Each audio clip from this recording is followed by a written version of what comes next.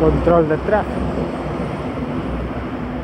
Ahí es la entrada del polígono a la salida de Vilafría, cerca de la ITV de Porrín. Miércoles 13 de marzo del 2019. Debe ser las 11:15.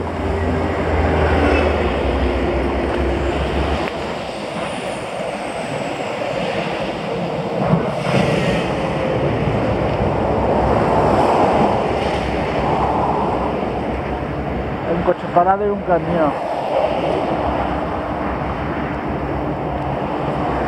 Igual hubo un accidente.